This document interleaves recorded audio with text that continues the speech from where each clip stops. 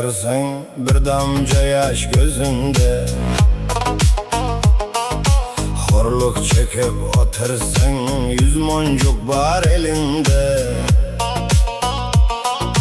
Yanıp yanıp gidersin min dert otur dilinde. Canlar kuşan yigitler nerede deyip soran sen.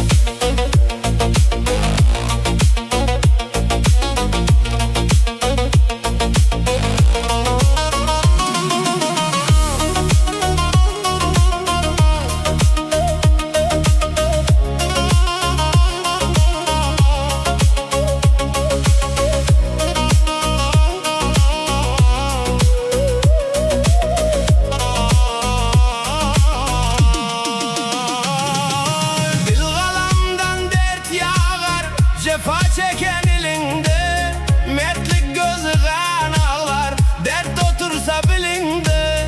Ses sazında boğular, perde yetse sözünde.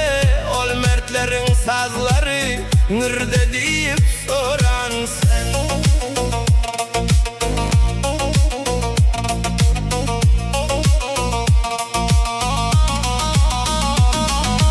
Sazım çalar elimden, ol yeketek gözünden. Tarım bolsa sır alar, kan yürekli sözünden. O mu ditse sehramda, hiç iş gelmez elinde. Arslan yalı yürekler, nerede deyip soran sen.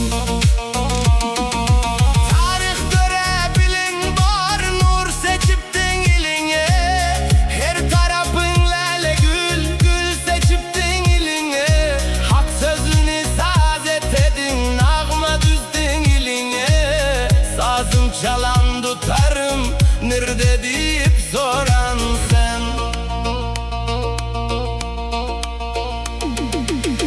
Gül sehramın kuşları nağma seçti eline. Yaş yiğitler düşüşür Dağdır etti eline. Ya menzer